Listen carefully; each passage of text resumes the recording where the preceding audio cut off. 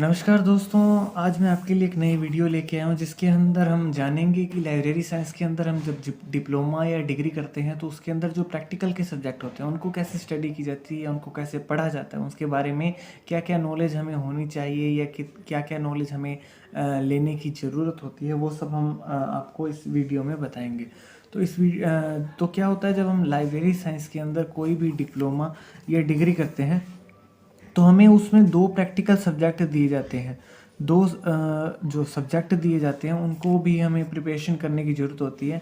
वैसे उसके अलावा हमारे थ्योरी के जो भी चैप्टर होते हैं वो तो हमें सीधा पढ़ के जैसा भी लिखा है उसके अकॉर्डिंग हमें एग्ज़ाम दे देने होते हैं। लेकिन जो प्रैक्टिकल के सब्जेक्ट होते हैं उसके लिए थोड़ी-सी हमें अदर जो अलग से स्टडी की ज़रूरत होती है। काफ़ी कैंडिडेट्स कहते हैं कि हमें ये समझ नहीं आ रहा है या किस तरह इसको फॉलो किया जाता है, इसकी जो रूल्स हैं उनको, या जो स्कीम ये जो बनाई हुई है, क्लासिफिकेशन की पद्धतियाँ जो बनाई गई है उनको कैसे फॉलो किया जाए या उनको कैसे बनाया जाए, तो उनके लिए ये वीडियो है स्पेशली।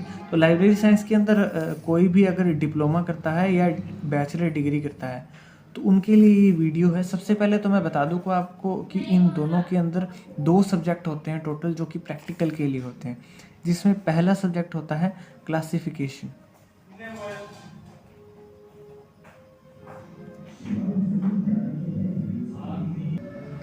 क्लासिफिकेशन के अंदर भी हमें 2 स्कीम पढ़ाई जाती है। वैसे तो क्लासिफिकेशन के काफ़ी सारे मेथड हैं, लेकिन हमें बेसिकली 2 मेथड पढ़ाए जाते हैं। इसके अंदर पहला होता है सीसी, यानी कि इसकी फुल फॉर्म होती है कोलन क्लासिफिकेशन। कोलन क्लासिफिकेशन जो है SR रंगनाथन द्वारा रचित है, यानी कि जो इसके जनक हैं, जो इसके पिता हैं, वो SR रंगनाथन हैं। SR रंगनाथन जो हैं वो मद्रास के रहने वाले थे, यानी कि इंडिया के थे वो। उन्होंने इसके जो ये है इसमें काफ़ी हमें योगदान दिया है। जो भी क्लासिफिकेशन के अलग अलग मेथड्स हैं या इनको जो फॉलो करने के जो रूल हैं उन्होंने काफ़ी कुछ इसमें इसके बारे में बताया है। और जो स्पेशली कोलन क्लासिफिकेशन है इसके जनक ही, या कहें कि इसके फादर ही शियाली रामामृत रंगनाथन जी हैं। SR रंगनाथन जी का पूरा नाम है शियाली रामामृत रंगनाथन, जो कि शियाली गांव से बिलोंग करते थे, जो कि मद्रास में है। तो उसके अलावा इसके अंदर हमें दूसरा जो मेथड पढ़ाया जाता है वो होता है DDC। DDC की फुल फॉर्म होती है डेवी डेसिमल क्लासिफिकेशन। अब ये जो डेवी डेसिमल क्लासिफिकेशन है इसके जो जनक हैं, यानी कि जिन्होंने इसको बनाया है, उनका नाम है मेलविन डेवी। जो मेलविल डेवी थे उन्होंने इसकी जो है रचना की थी।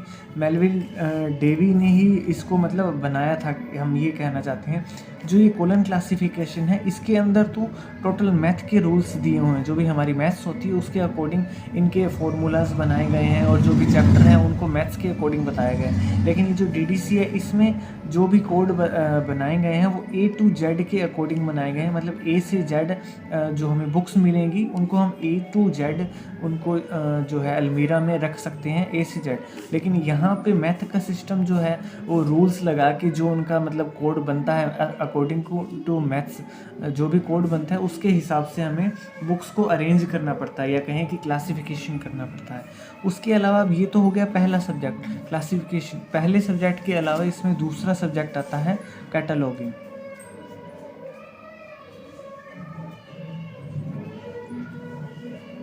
कैटलॉगिंग के अंदर भी हमें 2 सब्जेक्ट दिए जाते हैं। पहला होता है AACR2।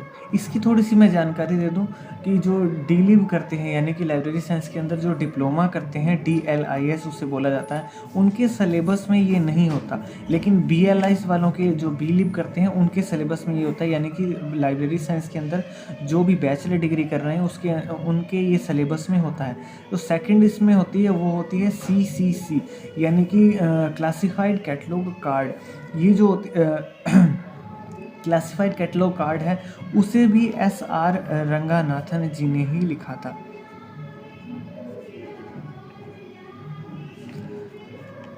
तो ये तो होगी 2 अब सब्जेक्ट। पहला सब्जेक्ट हमारा हो गया क्लासिफिकेशन, दूसरा सब्जेक्ट हमारा हो गया ये कैटलॉगिंग। क्लासिफिकेशन क्या होता है, कैटलॉगिंग क्या होता है, सबसे पहले मैं थोड़ी थोड़ी इनकी डेफिनेशन बता दूं। क्लासिफिकेशन का मतलब होता है कि बुक को उनके गुणों के आधार पर या गुणों अथवा विशेषताओं के आधार पर उनको अलग अलग करना या डिवाइड करना। मतलब कि जैसे जो भी अगर हम सब्जेक्ट वाइज उनको डिवाइड कर रहे हैं तो हिंदी की बुक्स जितनी भी है वो एक साइड में आ जाएगी, इंग्लिश की बुक जो है वो एक साइड में आ जाएगी, मैथ्स की एक साइड में आएगी, सोशल साइंस की आ जाएगी अलग, साइंस की अलग आ जाएगी, इंजीनियरिंग की अलग आ जाएगी। इस तरह से जो भी सब्जेक्ट होते हैं उनको एक अलग अलग कैटेगरीज में बांट देते हैं। कि उसके अलावा हम करें तो जैसे उनके साइज़ के अकॉर्डिंग, अगर A4 साइज़ है तो A4 साइज़ की जो बुक्स जो होंगी वो अलग कर देंगे, अगर नॉर्मल साइज़ है तो नॉर्मल साइज़ को अलग कर देंगे, नॉर्मल से छोटी है तो उनको अलग कर देंगे। या उसके अलावा राइटर के हिसाब से, अगर मान लीजिए हमारे पास अलग अलग राइटर की काफ़ी सारी बुक्स हैं, मतलब राइटर के अकॉर्डिंग हम उनको क्लासीफाइड कर सकते हैं, तो राइटर के अकॉर्डिंग हम उनको अलग अलग कर देंगे। जैसे प्रेमचंद की जो है वो अलग आ जाएगी, तुलसीदास की अलग आ जाएगी, रविदास जी की अलग आ जाएगी। इस तरह के जिस तरह से हमारी जो बुक्स होंगी, जैसे मान लीजिए एक स्कूल या कॉलेज की लाइब्रेरी में देखें तो वहाँ पर हम क्लास वाइज करते हैं, मतलब कि फर्स्ट क्लास की जो है एक अलग आएगी, सेकंड क्लास की बुक्स अलग आएंगी, फर्स्ट क्लास के अंदर भी अब मैथ्स की बुक्स अलग आएंगी, मैथ की बुक्स अलग आएंगी, इंग्लिश की अलग आएंगी, हिंदी की अलग आएंगी। उसी तरह उनको मतलब कहा जाए सिंपल डेफिनेशन यही है कि किसी भी ग्रंथ को या कहें कि पुस्तक को उसके गुणों या विशेषताओं के आधार पर अलग अलग करना या विभाजित करना या उनका वर्गीकरण करना। वैसे क्लासिफिकेशन को हिंदी में कहा जाता है वर्गीकरण। अब उसके बाद हम आते हैं कैटलॉगिंग पर। कैटलॉगिंग को हिंदी में कहा जाता है सूचीकरण। अब हमने मान लीजिए बुक्स का क्लासिफिकेशन तो कर दिया है, उनको अलग अलग डिवाइड कर दिया अकॉर्डिंग टू, मतलब जिसमें भी हमने सब्जेक्ट में किया है, क्लास वाइज किया है, उसके बाद हमने उसको अलमीराज में लगा दिए। लेकिन मान लीजिए हमारे पास 1,00,000 बुक है, तो किसी को भी कैसे पता चलेगा कि वो 1,00,000 बुक में से मुझे जो बुक चाहिए वो उस मतलब रूम में पड़ी है या उस अलमीरा में पड़ी है या उस रैक की उस सेल्फ पर पड़ी है, तो मुझे तो ऐसा कुछ नहीं पड़ेगा। तो उसके लिए एक सूची तैयार की जाती है, जैसा कि नाम से ही हमें दिखाई दे रहा है कि सूचीकरण, यानी कि एक सूची तैयार की जाती है जिसके अंदर ये बताया गया होता है कि इस नाम की पुस्तक जो है वो यहाँ आपको मिलेगी, इस स्थान पर मिलेगी, या इस सेल्फ पर होगी, या इस जो अलमीराज हैं या रैक हैं या रूम है, तो यहाँ आपको ये बुक्स मिल जाएंगी। उसके लिए एक सूची बनाई जाती है। ये दोनों की अलग अलग डेफिनेशन होगी। अब इसमें सबसे पहले जैसे क्लासिफिकेशन, अब क्लासिफिकेशन के अंदर ACC है यानी कि कोलन क्लासिफिकेशन। तो इसको कैसे पढ़ा जाता है ये मैं थोड़ा आपको हो सके तो मैं जितना ज़्यादा हो सके आपको बताने की कोशिश करूँगा।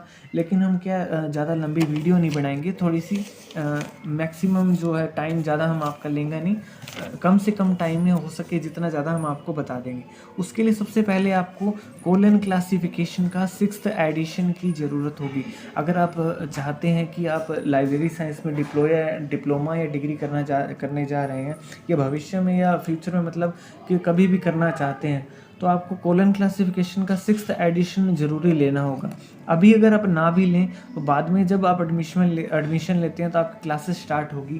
क्लासेस स्टार्ट होने पर आपको टीचर भी यही बताएंगे कि आपको कोलन क्लासिफिकेशन का 6th एडिशन लेना होगा, जो कि लिखा गया है SR रंगनाथन जी के द्वारा। जैसा कि मैंने आपको स्टार्टिंग में बता दिया था कि कोलन क्लासिफिकेशन के जो फादर हैं, जो इसके जनक हैं, वो SR रंगनाथन जी हैं। तो ये बुक हमें ज़रूर परचेज़ कर लेनी है। अगर आप उसमें लाइब्रेरी साइंस में कोई भी डिप्लोमा कर रहे हैं, डिग्री कर रहे हैं, तो ये बुक आपके पास होनी चाहिए। दूसरा, ये बुक होने का कारण क्या है, सेकंड कारण जो है वो ये है कि जब आपका एग्ज़ाम होता है, डिप्लोमा में है चाहे डिग्री में, जब आपका एग्ज़ाम होगा तो उसमें ये बुक जो है आपको साथ में लेके जानी होगी। मतलब जिस दिन आपको एग्ज़ाम होगा उस दिन आपको क्लासरूम के अंदर ये बुक लेके जानी होगी। मतलब कि इसका अंदर ऐसा कुछ नहीं है कि आपको मतलब सारा कुछ याद करके जाना है, बस ये है कि जो इसके रूल्स हैं वो आपको थोड़ा पढ़ लेना है कि किस तरह इनको इस्तेमाल करना है, या इसमें जो फॉर्मूलाज दिए हुए हैं उनको किस तरह मतलब सेट करना है, उनके अंदर क्या क्या लिखना है, किस तरह से लिखना है, ये थोड़ी सी आपको ध्यान रखने की ज़रूरत है। बाकी अगर कोई भी एग्ज़ाम होता है इससे रिलेटेड तो आपको उस एग्ज़ाम में ये बुक अलाउ होगी। जैसे हम ABST का जो एग्ज़ाम देते हैं, अकाउंट्स का एग्ज़ाम देते हैं, तो उसके अंदर हमें कैलकुलेटर जो है अलाउड होता है, हम लेके जा सकते हैं। वैसे ही ये होता है कोलन क्लासिफिकेशन, हमें अलाउड होता है लाइब्रेरी साइंस के किसी भी एग्ज़ाम में। तो हम ये बुक तो हमारे पास आ गई है, मान लीजिए आपने परचेज़ कर ली है या मान लीजिए आप कर लेंगे, तो उसमें थोड़ा सा मैं आपको इंट्रोडक्शन इसमें भी दे देता हूँ कैसे है। वैसे मैं बता दूँ कि इस बुक के बिना आप कोई भी क्वेश्चन सोल्व नहीं कर पाएंगे। क्वेश्चन सोल्व का मतलब है आपको एक बुक दी जाएगी लाइब्रेरी के अंदर, उसका एक स्पेसिफिक नेम होगा। पहले नेम को यहाँ हम यूज़ करते हैं टाइटल से, मतलब नेम की जगह हम टाइटल बात करते हैं कि आपको एक टाइटल दिया जाएगा। टाइटल को हमें एक अलग नाम देना है कि जो उस लाइब्रेरी में उस नाम से वो जानी जाएगी, मतलब कि एक नंबर दिया जाता है जिसे कहा जाता है कॉल नंबर। वैसे जब आप ये इसमें डिप्लोमा या डिग्री करते हैं तो वहाँ थ्योरी की बुक में आपको सारी इसके बारे में डिटेल दे दी जाती है कि कॉल नंबर क्या होता है। वैसे मैं आपको थोड़ा सा बता दूं कि कॉल नंबर जो है क्लास नंबर, बुक नंबर और कलेक्शन नंबर, इन तीनों से मिलकर बनता है कॉल नंबर। वैसे उसकी सारी डेफिनेशन है या इन तीनों की जो डेफिनेशन है वो आपको दे दी जाएगी। उसकी बुक, आपकी जो बुक होगी थ्योरी की, उसके अंदर सारी डेफिनेशन इसकी दे दी जाएगी। अब ये बुक में क्या है मैं आपको बता दूं। सबसे पहले तो यहाँ लिखा हुआ है, देखिए पार्ट 1, पार्ट 2, पार्ट 3। इसके अंदर इस बुक को है 3 पार्टों में, 3 पार्ट्स में डिवाइड किया गया है। सबसे पहला पार्ट जो है वो है रूल्स पार्ट, मतलब इसके अंदर जो भी हमारे सब्जेक्ट होंगे उनके सभी के रूल दिए हुए हैं। जो सेकंड पार्ट है वो शेड्यूल का है, मतलब जो भी चैप्टर दिए हुए हैं हमारे, जो भी क्लासेस होंगी वो इसके अंदर सारे हमें मिल जाएंगी। थर्ड पार्ट जो होता है इसमें आध्या ग्रंथ वगैरह या जो मोटे ग्रंथ होते हैं यानी कि जिनके कोड पहले से बनाए गए हैं, मतलब बना दिए गए हैं, जैसे कि गीता है, या मान लो मेडिकल साइंस से रिलेटेड, मेडिकल से रिलेटेड अगर कोई बुक्स हैं उनका कोड अगर हमें बता दिया गया है तो इसमें हम देखेंगे यहाँ पर पेज कुछ नहीं लिखा हुआ, 3 नंबर। अगर हम आगे चलें इंडेक्स के अंदर थोड़ा, तो यहाँ हम देखेंगे कि यहाँ लिखा हुआ है एल मेडिसिन, ये आप यहाँ देखेंगे एल मेडिसिन लिखा हुआ है। तो वहाँ थोड़ा हम आगे जाएंगे तो ये 1.8 पे इसका रूल दिया हुआ है, 2.80 पर यहाँ दिया हुआ है ये इसका शेड्यूल। और अगर हम आद्य ग्रंथ वगैरह में यहाँ देखें तो यहाँ 3.3 नंबर पर इसके जो है रूल शुरू हो इसके जो कोड हैं वो शुरू हो जाते हैं। अब इस बुक को कैसे देखना है वो मैं आपको बता दूं। सबसे पहले जो हमारी क्लासेस होंगी वो क्या होंगी, इसमें सबसे पहले यहाँ से शुरू होता है जनरल या बिब्लियोग्राफी। यहाँ पर ए लिखा हुआ है, स्मॉल ए, जो इंग्लिश का स्मॉल ए होता है वो लिखा हुआ है जनरल या बिब्लियोग्राफी। उसका रूल दिया हुआ है 1.62 नंबर पेज पर, और जो शेड्यूल है वो 2.27 पर दिया हुआ है। इसी तरह हम आगे चलें तो स्मॉल ए आ गया, उसके बाद 2 आता है, उसके बाद बी आता है, बी पर मैथमेटिक्स दिया हुआ है, सी से फिजिक्स, डी पर इंजीनियरिंग, ई पर केमिस्ट्री, एफ टेक्नोलॉजी, जो जी है ये बायोलॉजी का है, एच जो है ये जियोलॉजी का है, और ये एच एक्स है। यहाँ आप देखेंगे आपकी बुक में लिखा हुआ है एच जेड, तो इस एच जेड को आपको सही करके एच एक्स कर लेना होगा। कई इसमें कुछ है जहाँ मिसप्रिंट हुआ है कुछ, तो आपको वो करेक्ट कर लेना है जैसे जैसे मैं आपको बताता हूँ। जो एच एक्स है वहाँ माइनिंग है, और ये जो आई पे बोटनी है, जे पर एग्रीकल्चर है। इसी तरह आगे काफ़ी सारे सब्जेक्ट दिए हुए हैं, ये देखेंगे आप। यहाँ लास्ट हमें सब्जेक्ट दिया हुआ है लो पे हमारा जो है लास्ट खत्म होता है, लो जेड पे है। उसके बाद इंडेक्स दिया हुआ है। इंडेक्स मतलब कि आपको कोई ऐसा टाइटल के अंदर आपको कोई वर्ड मिल जाता है ऐसा जो आपको इन क्लासेस के अंदर कहीं भी मिल नहीं रहा है, तो आप इंडेक्स में जाके इंडेक्स जो है A to Z आपको जितने भी वर्ड होते हैं वो सब कुछ लगभग जो इसके अंदर नेम है वो सारा कुछ दिया हुआ है A to Z, उसमें आप सर्च करके देख सकते हैं। अब इनका इस्तेमाल कैसे करना है या क्या क्या करना है इसके अंदर, सबसे पहले मैं आपको बताता हूँ। यहाँ पर दिया हुआ है मेन क्लास के बाद common isolate, time isolate, space isolate, language isolate और फेज एंड इंटरफेस रिलेशन, उसके बाद है क्लासिक्स। अब ये क्या चीज़ होती है आप कहेंगे, वैसे तो आपकी थ्योरी की बुक में इसके बारे में सब कुछ दिया हुआ है, लेकिन इसके बारे में मैं आपको थोड़ा बता देता हूँ। मेन क्लास जो होती है वो हमारी क्लास होती है, मतलब कि हम अगर किसी सब्जेक्ट वाइज अगर बुक को जैसे हम डिवाइड कर रहे हैं उनको सब्जेक्ट वाइज, तो उसमें सब्जेक्ट जो होगा वो पहला जैसे यहाँ पे जनरल ये लिखा होगा, ये हमारा सब्जेक्ट हो गया। लाइब्रेरी साइंस से रिलेटेड अगर कोई बुक है तो वो उसका जो है ये 2 जो है ये उसकी मेन क्लास है, यहाँ 2 लिखा हुआ है। जैसे मान लीजिए एक मैथ्स की बुक है, मैथमेटिक्स की बुक है, तो उसको हमें अलग एक रैक में रखना है। तो रैक उसमें रखने के लिए बुक का जो सबसे मेन क्लास होगी, सबसे पहले जो लिखी जाएगी वो होगी ये बी। आप ध्यान से यहाँ देखेंगे बी कैपिटल में लिखा है, और यहाँ पे जो मैंने बताया था स्मॉल ए बताया था, स्मॉल ए के बाद 2 है, उसके बाद जो भी वर्ड आ रहे हैं यहाँ पे कैपिटल में आ रहे हैं। बी जो है, सी है, डी है, ई है, एफ है, जो भी है सारे कैपिटल में दिए हुए हैं। स्मॉल लेटर्स का हम यहाँ इस्तेमाल नहीं करेंगे जब तक आपको कहा ना जाए तब तक। तो उसके बाद हम जैसे हम बात कर रहे हैं मेन क्लास की, तो हम मेन क्लास के चैप्टर में जाएंगे। अब इसमें देखिए रूल पार्ट है जो वहाँ लिखा हुआ है 1.44, लेकिन हमें एक बार रूल नहीं देखने हैं, रूल आपको जब पढ़ने हो उसके बाद आप देख सकते हैं। लेकिन रूल के बाद यहाँ शेड्यूल पार्ट में दिया हुआ है 2.4 नंबर पेज, तो हम 2.4 नंबर पेज सर्च करेंगे। यहाँ जो नीचे आप देखेंगे यहाँ 2.17 आ गया जैसे, तो 2.16 इस तरह हम जाएंगे। 2.4 नंबर पेज पर हमें जाना है।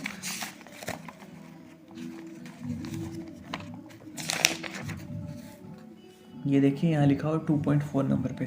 एक मैं आपको चीज़ बता दूँ कि अगर कोई करेक्शन करते हो आप इस बुक के अंदर, कोई भी मान लो मिस प्रिंट है या कुछ कम लिखा हुआ है, तो आप हमेशा पेंसिल से ही करोगे, पेन का यूज़ नहीं करोगे।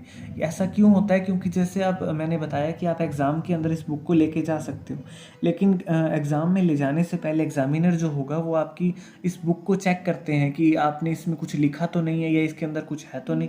तो जब वो चेक करते हैं और उसको डाउट होता है कि इसमें पेन से आपने कुछ लिखा हुआ है, तो वो इसको मतलब बाहर ही रखवा देंगे, अंदर ले जाने के लिए वो अलाउ नहीं करते। लेकिन अगर आपने पेंसिल से करेक्शन की हुई है तो आप उसको हाथों हाथ मतलब उसी टाइम इरेज करके और बुक को अंदर लेके जा सकते हैं। लेकिन पेन से अगर लिखा है तो उसको आप साफ़ नहीं कर सकते। इसलिए आप हमेशा ये जो करेक्शन जो भी मैं आपको बताऊँ वो पेंसिल से ही करेंगे। अब यहाँ देखिए आप मेन क्लास लिखी हुई जो हमने बाहर वहाँ इंडेक्स में देखी थी, सेम वही है। थोड़ा उसमें इसमें जो है डीपली दिया हुआ, जैसे बी से मैंने आपको बताया था ये मैथमेटिक्स दिया हुआ है बी पर, उसके बाद सी से फिजिक्स दिया हुआ है, डी पे इंजीनियरिंग, ई पे केमिस्ट्री, एफ टेक्नोलॉजी, इस तरह काफ़ी सारे दिए हुए हैं। ये स्मॉल ए पे है जो जनरल लिया है। जनरल लिया के साथ में एक वर्ड और बिब्लियोग्राफी और आप लिख लेंगे, यहाँ मैंने नहीं लिखा है बट आप लिख लेंगे, क्योंकि हम यहाँ देखें तो यहाँ देखिए आप लिखा हुआ स्मॉल ए पर बिब्लियोग्राफी, इसलिए यहाँ बिब्लियोग्राफी लिख लेंगे। अब ये नंबर किस चीज़ के दिए हुए हैं आप कहेंगे, तो मैं ये आपको बता दूँ, अगर मान लो आपको एक बुक दी गई है, बुक का नाम है यूनिवर्स ऑफ नॉलेज, तो उसका जो कोड होगा सीधा सीधा हमें लिख देना है 1। मतलब कि जहाँ लिखा हुआ है कि यहाँ आपको इसका कोड लिखना है, तो वहाँ सीधा आप 1 लिख देंगे तो वो उसका कोड बन जाएगा। अगर बुक का नाम आपको दिया हुआ है, कोई बुक है उसका वैसे कोई नाम नहीं है लेकिन नाम पे ही लिखा हुआ है फिजिक्स, तो आप वहाँ कैपिटल में सी लिख देंगे, स्मॉल नहीं लिखेंगे। ये आप ध्यान रखिए, कैपिटल वर्ड का ही जो अक्षर हैं उनको कैपिटल में ही लिखेंगे जब तक आपको ना बताया जाए। जैसे यहाँ दिया हुआ है सोशल साइंस, इसमें सिग्मा का जो है ये यूज़ किया गया है, सिग्मा जो है इसका कोड है। उसके बाद हम अगले चैप्टर में आए। ये तो मेन क्लास हमारी सारी होगी, हो सके तो आप इनको थोड़ा पढ़ लीजिए, 5-4 बार पढ़ेंगे तब आपको याद हो जाएगा। उसके बाद हम अगले चैप्टर में आते हैं, तो ये चैप्टर का नाम है कॉमन आइसोलेट। कॉमन आइसोलेट में आएंगे तो आपको यहाँ दिया हुआ है ए पर बिब्लियोग्राफी, सी है, ये डी है, ई है, यहाँ देखेंगे आप सारे स्मॉल लेटर्स दिए हुए हैं आपको। तो अगर इनमें से कोई वर्ड अगर आ जाता है आपकी टाइटल में, तो आप इन्हीं जो है ये स्मॉल लेटर्स का इस्तेमाल करेंगे। कहाँ करेंगे, कैसे करेंगे, वो मैं आपको आगे बता दूंगा।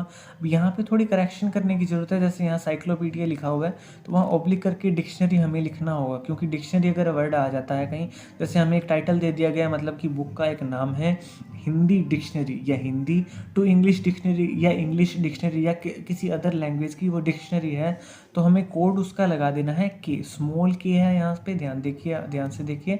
आगे है एम पर पीरियोडिकल दिया हुआ है, पीरियोडिकल के आगे ऑब्लिक लगा के हम लिख देंगे जनरल।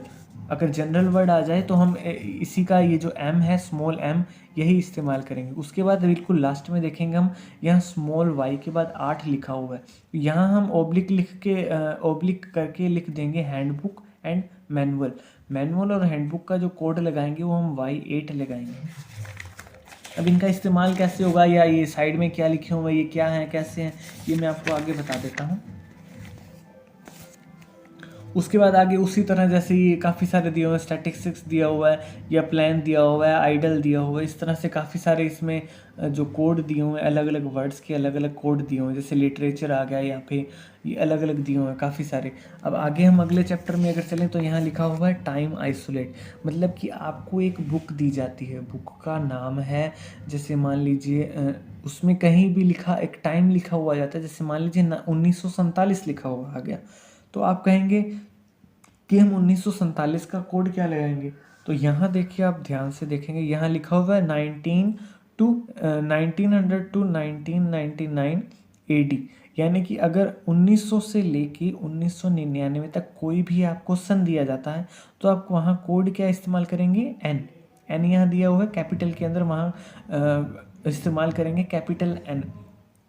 उसके बाद अब आप कहेंगे चलो मैंने एन यूज़ कर दिया है, वहाँ लिख दिया 1948 आ गया तो मैंने वहाँ एन लिख दिया, लेकिन मुझे क्या पता चलेगा कि उसमें 1948 है या 47 है या 56 है। तो वहाँ आगे क्या लिखना है, एन तो जो है वो 19 का आ गया, उसके बाद जो आगे का सन जो दिया हुआ है 48 है, जैसे 1948, तो एन के बाद हम लिख देंगे 1948। ये आगे मैं आपको टाइटल करवा के आपको डीपली इसमें थोड़ा सा समझा दूंगा। उसके बाद हम नीचे थोड़ा आए तो ये तो सारे जैसे टाइम हो गए, यहाँ पे ये जैसे शताब्दियाँ दी गई हैं, यहाँ पे आप देखेंगे बिफोर 9999 BC। आगे देखिए अब काफ़ी सारे सन दिए हैं, तो लास्ट में 3199 तक ये सारे जो है सन दिए गए हैं। 3199 तक अगर कोई भी सन आ जाता है तो वहाँ पर YC लिख देंगे, जैसे 3100 से 3199 तक।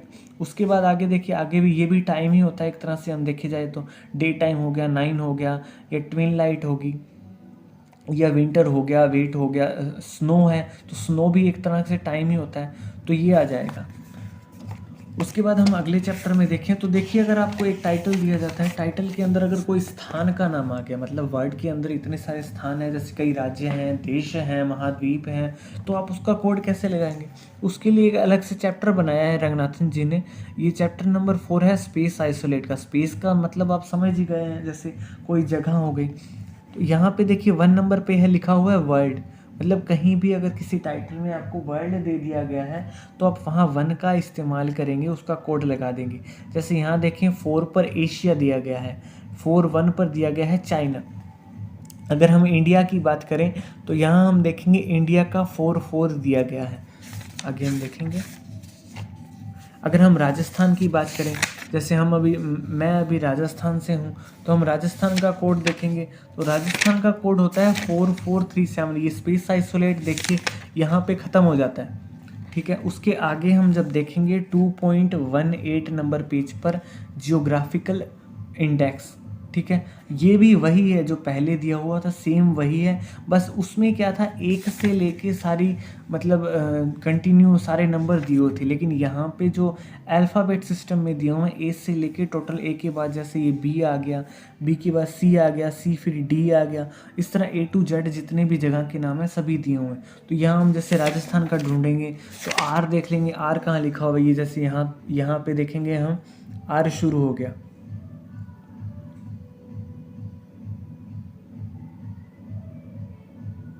ये देखिए यहाँ पे आर शुरू हो गए। यहाँ हम राजस्थान देखेंगे तो ये रहा 4437 जो है राजस्थान का कोड होता है, ठीक है। इसी तरह हम जो भी जगह होगी वो कोड इस्तेमाल कर लेंगे।